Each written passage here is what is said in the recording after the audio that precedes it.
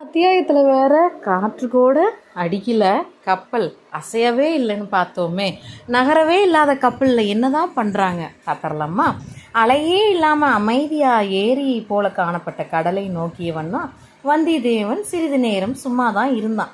அவன் உள்ளத்தில் மட்டும் பேரலைகள் எழுந்துக்கிட்டே இருந்தது.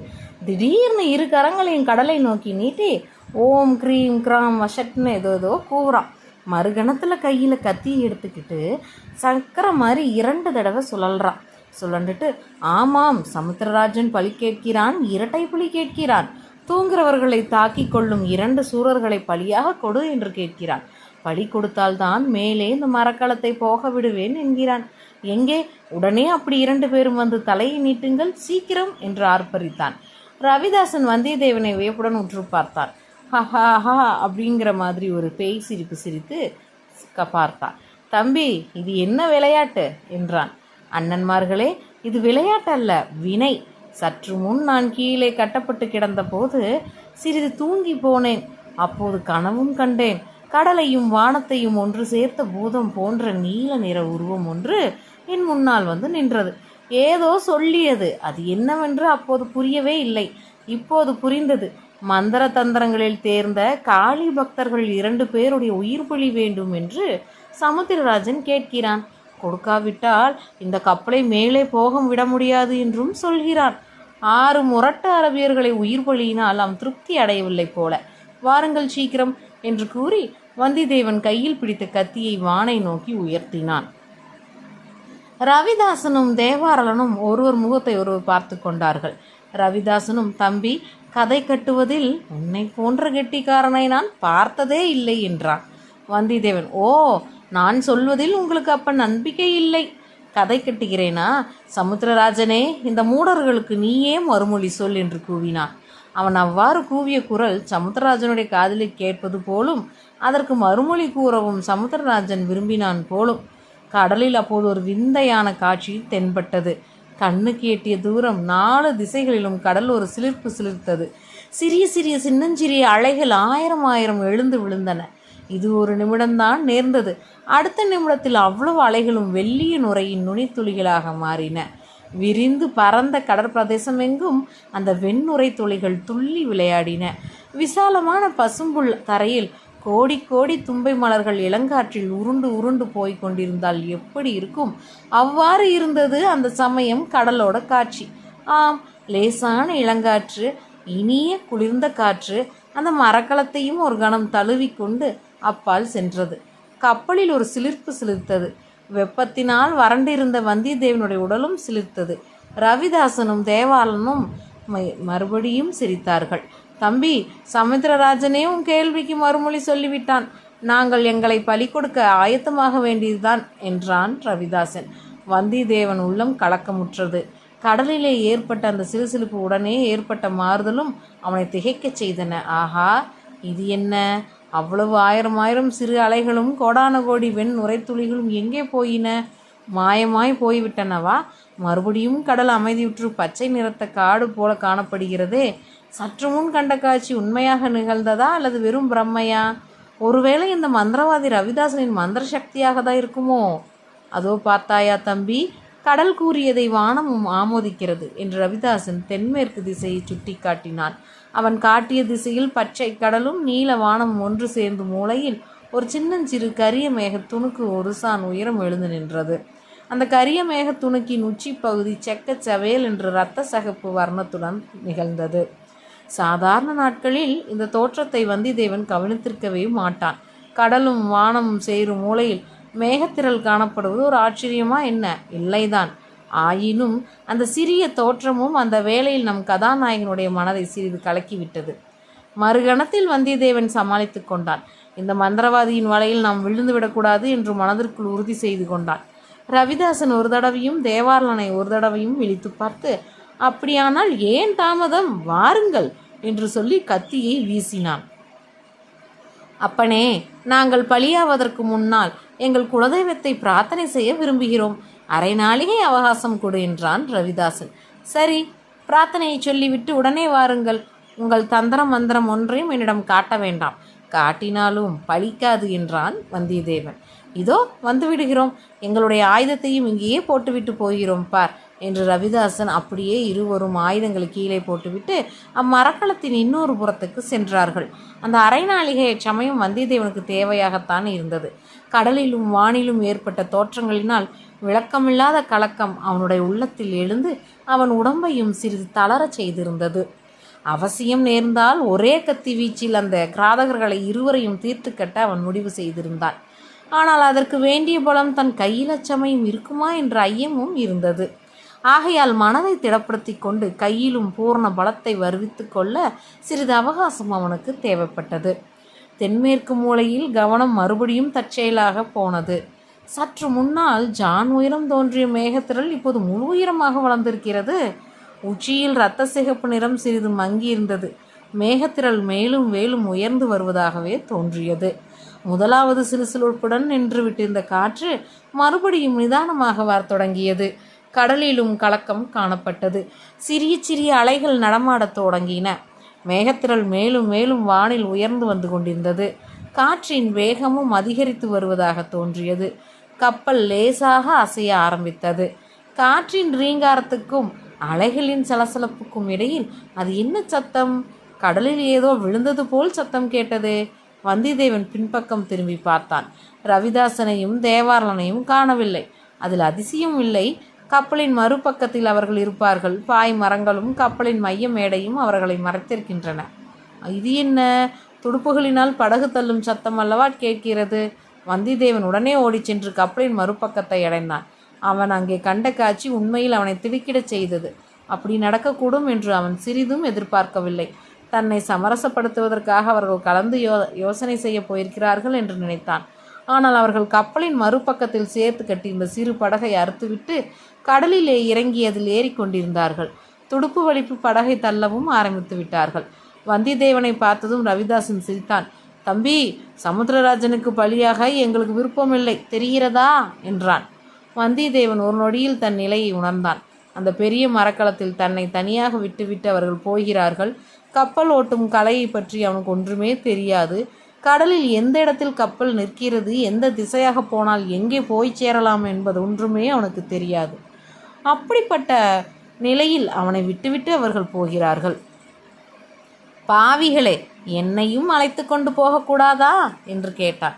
தம்பி, சமுத்திரராஜனுக்கு ஒரு பலி கூட இல்லாமல் போகலாமா என்றான் ரவிதாசன். படகு கப்பலை விட்டு அகன்று போய்கொண்டே இருந்தது. கடலில் குதித்து படகை போய் பிடிக்கலாமா என்று வந்தியத்தேவன் ஒரு கணம் நினைத்தான். உடனே அந்த எண்ணத்தை கைவிட்டான். அவனுக்கோ நன்றாக நீந்த தெரியாது. கப்பலிலிருந்து குதிப்பதற்கே மனம் திடப்படாது. அப்படி குதித்து தட்டு தடுமாறி சென்று படகை பிடித்தாலும் அந்த கிராதர்கள் என்ன செய்வார்களோ என்னமோ. தன்னிடம் அவர்களுடைய ரகசியத்தை வெளியிட்டு விட்டார்கள். தான் அவர்களுடன் ஒரு நாளும் சேரப்போவதில்லை என்பதையும் தெரிந்து கொண்டார்கள். படகை பிடிக்கப் போகும் சமயத்தில் அவர்கள் தன்னை துடுப்பினால் அடித்து கொல்ல பார்க்கலாம். தான் தண்ணீரில் தத்தளித்து கொண்டே படகில் உள்ளவர்களுடன் சண்டை போட முடியாதல்லவா? போகட்டும், போய் தொலையட்டும். அந்த சண்டால கொலைகாரர்களுடன் ஒரு படகிலே இருப்பதை காட்டிலும் இந்த பெரிய கப்பலில் தன்னந்தனியாக இருப்பதே மேல்.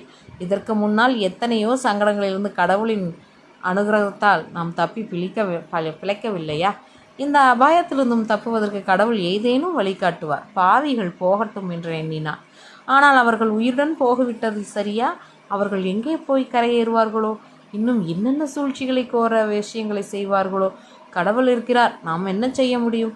எப்படியாவது இளவரசுடன் மறுமுறை சேர்ந்து விட்டால் போதும். இருந்தாலும் அவர் இப்படி என்னை கைவிட்டிருக்க கூடாது. பூங்குழலிடம் என்னையும் யானை மீது ஏற்றி அழைத்து போயிருக்கலாம். மறுபடியும் அவரை சந்திக்க நேர்ந்தால் கட்டாயம் பலமாக சண்டை பிடிக்க வேண்டும். உங்கள் பழமையான சோழகுலத்தின் சிநேக தர்மம் இதுதானா என்று கேட்க வேண்டும். ஆனால் அப்படி கேட்கும் சந்தர்ப்பம் வரப்போகிறதா? இளவரசரை மீண்டும் பார்க்க போகிறோமா? ஏன் பார்க்க முடியாது? நான் இந்த சங்கடத்தில் அகப்பட்டு கொண்டதை சேனாதிபதியும் ஆழ்வார்க்கடியானும் பார்த்திருக்கிறார்கள். அவர்கள் ஏதாவது செய்யாமலா இருப்பார்கள்? இளவரசரை அவர்கள் சந்தித்திருந்தால் கட்டாயம் சொல்லியிருப்பார்கள் அல்லவா? இப்படி வந்தியத்தேவன் யோசித்து கொண்டு நின்ற நேரத்தில் படகு கடலில் வெகு தூரம் போய்விட்டது என்பதை கவனித்தான். படகு அவ்வளவு வேகமாக சென்றது. எப்படி? படகு மட்டும் போகவில்லை, தான் ஏறியிருந்த கப்பலும் லேசாக அசைந்து நகர்ந்து கொண்டிருந்தது. அதனால தான் கப்பலுக்கும் படகுக்கும் அவ்வளோ சீக்கிரத்தில் அவ்வளோ தூரம் ஏற்பட்டு விட்டது. கடலில் அலைகள் பெரிதாகி கொண்டு வருவதையும் வந்தியத்தேவன் பார்த்தான். அது மட்டும்தானா? இது என்ன? பட்ட பகலில் திடீரென்று ஒரு பக்கம் இருண்டு வருகிறதே. தென்மேற்கு திசையை வந்தியத்தேவன் நோக்கினான். சற்று முன்னால் முழ உயரம் தெரிந்த மேகம் அதற்குள் பிரம்மாண்டமாக வளர்ந்து படர்ந்து மேற்கு வானத்தை பெரும்பாலும் மறைத்து விட்டதை பார்த்தான். இன்னும் அம்மேகங்கள் திட்டு திட்டாக திரண்டு புரண்டு வானத்தில் வெகு வேகமாக மேலேறி வந்தன. அவன் பார்த்து கொண்டிருக்கும் போதே மேற்கு வானத்தில் பாதி தூரம் இறங்கியிருந்த சூரியனை மறைத்து விட்டன. பிறகு மேற்கு திசையும் தெற்கு திசையும் மேலும் இருண்டு வந்தன. வானத்தின் கரிய மேகங்கள் கடலிலும் பிரதிபலித்து கடல் நீரையும் கரிமை நிறமாக செய்தன. கடல் எங்கே முடிகிறது, வானம் எங்கே தொடங்குகிறது என்று கண்டுபிடிக்க முடியாமல் கடலும் வானமும் ஒரே கண்ணங்கரிய இருள் நிறம் பெற்றிருந்தன. மேகத்திரள்கள் மேலும் புரண்டு உரண்டு வந்தியத்தேவனுடைய தலைக்கு மேலே வந்தன. பிறகு கீழ் திசையிலும் இறங்கத் தொடங்கின. படகு சென்ற திசையை வந்தியத்தேவன் நோக்கினான். படகு இருந்த இடமே தெரியவில்லை. அவனுடைய பார்வையின் எல்லைக்கு அப்பால் போய்விட்டது போலும். காற்றின் மெல்லிய ரீங்காரம் ஹோ என்ற பெரும் இரைச்சலாக மாறிவிட்டது. அத்துடன் நிமிஷத்துக்கு நிமிஷம் பெரிதாகி வந்த அலைகளின் இரைச்சலும் சேர்ந்தது. கப்பலில் விரிந்திருந்த பாய்கள் சடபடவென்று அடித்து கொண்டன. மரங்களும் கட்டைகளும் ஒன்றோடு ஒன்று உராய்ந்து 1000 குடுமி கதவைகளை திறந்து மூடும் சத்தத்தை உண்டாக்கின. பாய் மரங்களை வந்தியத்தேவன் அண்ணாந்து பார்த்தான். அவற்றின் நிலையிலிருந்து கப்பல் ஒரு திசையாக போகாமல் சுழன்று சுழன்று வருகிறது என்று தெரிந்து கொண்டான். சுழிக்காற்று என்று அடிக்கடி சொன்னார்களே, அந்த சுழிக்காற்று தான் அடிக்கப் போகிறது போலும். சுழிக்காற்று அடிக்கும்போது பாய் மரங்களிலிருந்து பாய்களை சுற்றி வைக்க வேண்டும் என்று வந்தியத்தேவனுடைய அறிவுக்கு புலப்பட்டது. ஆனால் அவன் ஒருவனால் அது எப்படி முடியும்? 10 பேர் சேர்ந்து செய்ய வேண்டிய காரியம் அல்லவா? 10 பேர் இல்லாவிட்டாலும் 4 பேராவது வேண்டும். ஒருவன் தனியாக என்ன செய்வது? கடவுள் விட்ட வழி விடுகிறார். கப்பல் அடைந்த கதியை அடைகிறது என்று சும்மா இருக்க வேண்டியதுதான். கப்பல் அடை போகிற கதி என்னவென்று அவனுக்கு சீக்கிரத்திலேயே தெரிந்து போயிற்று. அப்படியும் இப்படியும் சிறிது நேரம் அலைவுடன் இருந்த கடலில் மூழ்கி போக வேண்டியதுதான். மூழ்குவதற்கு முன்னால் சுக்கு சுக்காக உடைந்து போனாலும் போகும். கப்பலின் கதி எப்படியானாலும் தன்னுடைய கதி பற்றி சந்தேகமே இல்லை. நடுக்கடலில் மரணம். அந்த கும்பகோணத்து ஜோதிடன் இதை பற்றி ஒரு வார்த்தையும் சொல்லவில்லை பார். ஜோதிடனாம் ஜோதிடன். அவனை மறுபடியும் பார்க்க நேர்ந்தால் பைத்தியக்காரத்தனம். அவனை மறுபடியும் பார்ப்பது ஏது? திடீரென்று வந்தியத்தேவன் தோளில் கெட்டியான பொருள் ஏதோ விழுந்தது. சடச்சடென்று கப்பல் முழுவதும் சிறிய சிறிய கூழாங்கற்கள் விழுந்தன. அந்த கூழாங்கற்கள் எப்படி பளிங்கு போல் பிரகாசிக்கிறது? வானத்திலிருந்து இவை எப்படி விழுகின்றன?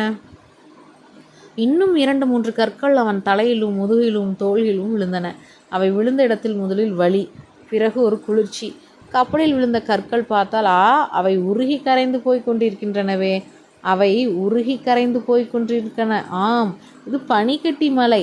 அதுவரை வந்தியத்தேவன் அத்தகைய மலையை பார்த்ததே இல்லை, அனுபவித்ததும் இல்லை. மடிவதற்கு முன்னால் இந்த அற்புதத்தை பார்க்க முடிந்ததே என்று குதூகலம் அவன் உள்ளத்தில் தோன்றியது. கப்பல் தளத்தில் உட்கார்ந்து கரைந்து கொண்டிருந்த பனிக்கட்டிய கற்களை தொட்டு பார்த்து மகிழ்ந்தான். அப்பா, என்ன சிலிர்ப்பு! தொடும்போது தீயை தொடுவது போல் அல்லவா இருக்கிறது. ஆனால் தீ தோலை சுட்டு தீப்பது போல அது செய்யவில்லை. விரைவில் சூடு குளிர்ச்சியாகி விடுகிறது. கல்மழை எதிர்பாராமல் வந்தது போலவே சற்றென்று நின்றது. பெய்த நேரம் அரைக்கால் நாழிகை கூட இருக்காது. பிறகு சாதாரண மழை பெய்யத் தொடங்கியது. மழை ஜலம் கப்பலில் விழுந்து சிதறி ஓடி கடலில் விழுந்து விடுவதை வந்தியத்தேவன் கவனித்தான். சோழ நாட்டு மரக்கலை தச்சர்களின் கெட்டிக்காரத்தனத்தை வியந்தான். எத்தனை மழை பெய்தாலும், எத்தனை பெரிய அலைகள் மோதி கடல் ஜலம் கப்பலில் வந்தாலும் மீண்டும் கடலிலே தண்ணீர் போய் விழும்படியாக கப்பல் அமைக்கப்பட்டிருந்தது. கப்பலின் கீழ்ப்பகுதி உடைந்து கடல் நீர் உள்ளே புகுந்தாலன்றி அதை மூழ்கடிக்க முடியாது. இதை பார்த்ததும் அவனுக்கு சிறிது தைரியம் உண்டாயிற்று. உடனே ஒரு நினைவு வந்தது. தன்னை கட்டி போட்டிருந்த அரைக்கதவு திறந்திருந்தால் அதன் வழியாக தண்ணீர் உள்ளே புகுந்து விடலாம். ஓடிப்போய் பார்த்தான். அவன் நினைத்தபடி கதவு திறந்து காற்றில் அடித்து கொண்டிருந்தது. கதவை இறுக்கி சாத்தி தாளிட்டான். மேலே காற்றும் மழையும் பொறுக்க முடியாமல் போனால் அந்த அறைக்குள்ளே புகுந்து கூட தன் கதவை தாளிட்டு கொள்ளலாம். பிறகு கடவுள் விட்ட வழி விடுகிறார் என்று நிம்மதியாக இருக்கலாம். இவ்வளவு பத்திரமான கப்பலை விட்டு அந்த முட்டாள்கள் இருவரும் படகில் ஏறி போய்விட்டதை நினைத்து வந்தியத்தேவன் அனுதாபப்பட்டான். ஆனால் அந்த படகில் அமைப்பும் விசித்திரமானதுதான். எவ்வளவு காற்றடித்தாலும் மழை பெய்தால் அதை மூழ்கடிக்க முடியாது. அப்படி படகு உடைந்து மூழ்கினாலும் பக்கத்தில் அதனோடு சேர்த்து கட்டியுள்ள கட்டை ஒன்று இருக்கிறது. அதை பிடித்து கொண்டு அந்த கொலைபாதகர்கள் தப்பி கரை சேர்ந்து விடுவார்கள். அநேகமாக கோடிக்கரைக்கு சமீபமாக போய் கரையேறுவார்கள் என்று நினைக்கிறேன் என்று எண்ணினான். கோடிக்கரையிலிருந்து வந்தியத்தேவனுடைய உள்ளம் பழையாறைக்கு தாவியது. சக்கரவர்த்தி திருக்குமாரிக்கு தனக்கு நேர்ந்த கதி எப்படி தெரிய போகிறது? அவள் இட்ட பணியை நிறைவேற்றும் முயற்சியிலே தான் நடுக்கடலில் மூழ்கியதை யார் அவளுக்கு தெரிவிக்கப் போகிறார்கள்? கடல் தெரிவிக்குமா? காற்று சென்று சொல்லுமா? கடவுளே, அந்த மாதரிசியை சந்திப்பதற்கு முன்னாலேயே நான் இறந்து போயிருக்க கூடாதா? போர்க்களத்தில் வீரமனம் எய்திருக்க கூடாதா? சொர்க்க பூமியை கண்ணால் பார்க்க செய்துவிட்டு உடனே அதல பாலத்தில் தள்ளுவது போல் அல்லவா இருக்கிறது என் நிலைமை. காற்றின் வேகம் அதிகமாகி கொண்டிருந்தது. கடலின் கொந்தளிப்பு மிகுதியாகவே இருந்தது. கப்பலின் பாய்மரங்கள் பேய் பிசாசுகளைப் போல் பயங்கரமாக சப்தம் எழுப்பின. இருள் மேலும் மேலும் கரியதாகி கொண்டு வந்தது. இருட்டை விட கரியதான இருட்டு எப்படி இருக்க முடியும்?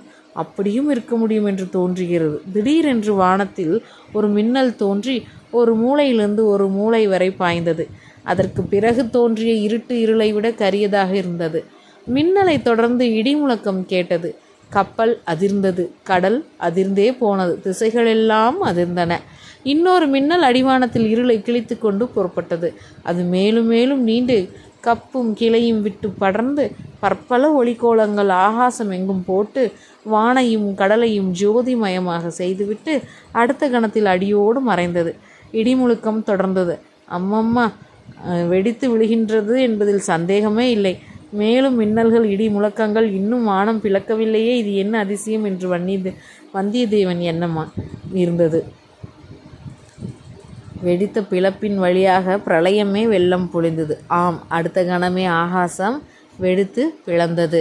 அதை மழை என்றே சொல்வதற்கில்லை. வானவெளியில் ஒரு கடல் குமரி கொண்டிருந்தது. அது திடீரென்று தோன்றிய பிளவின் வழியாக கொட்டுவது போலே இருந்தது. கடல் அலைகள் ஆவேச தாண்டவம் ஆடின. மின்னல் வெளிச்சத்தில் கண்ணு கிட்டிய தூரம் ஆடும் மலை சிகரங்கள் காட்சியளித்தன. காற்றின் கும்மாளம் உச்சத்தை அடைந்திருந்தது. ஆடும் மலை சிகரங்களை அப்படியே பெயர்த்தெடுத்து வாயு பகவான் வானவெளியில் விசிறி எரிந்து விளையாடினார்.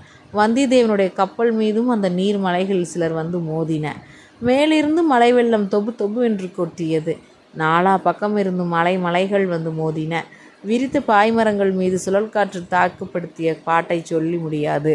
இவ்வளவையும் பொறுத்து கொண்டு அந்த சோழ நாட்டு தச்சர்கள் கட்டிய அதிசய மரக்கலம் சுழன்று வந்து கொண்டிருந்தது. ஆனால் எவ்வளோ நேரம்தான் சுழன்று கொண்டு இருக்க முடியும்? எவ்வளோ நேரம் அந்த மாபெரும் பூதங்களின் தாக்குதலை கப்பலினால் சமாளிக்க முடியும்? முடியாது. இந்த வினாடியோ அடுத்த வினாடியோ கப்பல் முழுக வேண்டியதுதான். அத்துடன் வந்தியத்தேவனும் முழுக வேண்டியதுதான். எனினும் அந்த எண்ணம் அவனுக்கு இப்போது சோர்வை அளிக்கவில்லை.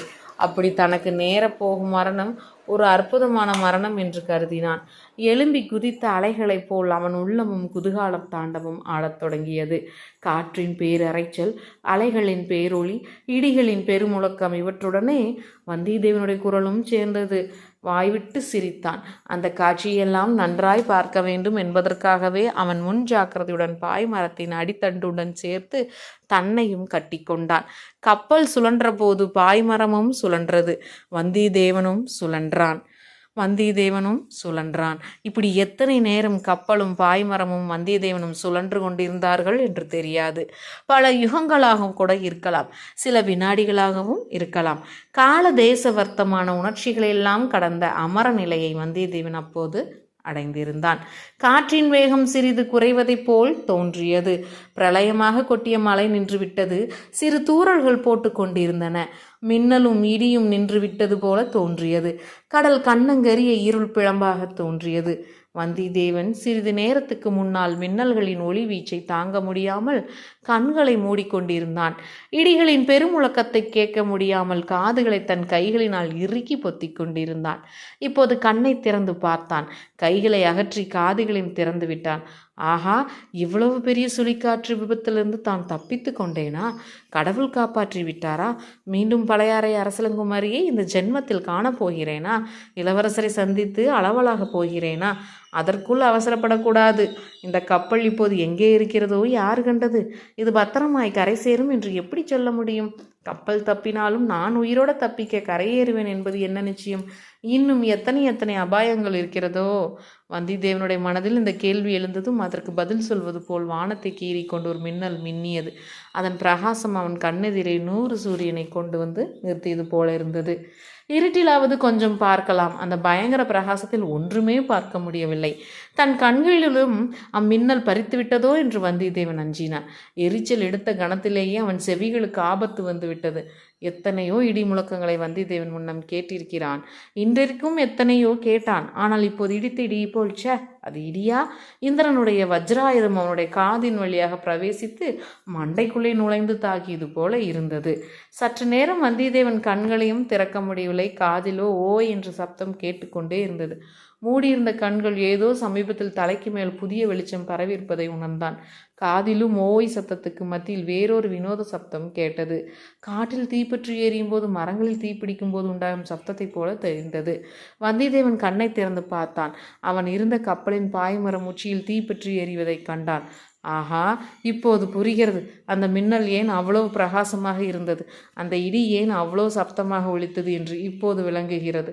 அந்த கப்பல் மேலேயோ அல்லது வெகு பக்கத்திலேயே இடி விழுந்திருக்கிறது. அதனால் பாய்மரத்தில் தீப்பிடித்திருக்கிறது. பஞ்சபூதங்களில் 2 பூதங்கள் அந்த சோழ நாட்டு மரக்கலத்தை தாக்கி அழிக்க பார்த்தன. நீரும் காற்றும் தோல்வியுற்றன. வர்ணனும் வாயும் சாதிக்க முடியாத காரியத்தை சாதிக்க இப்போது அக்னி பகவான் தோற்றிருக்கிறார்.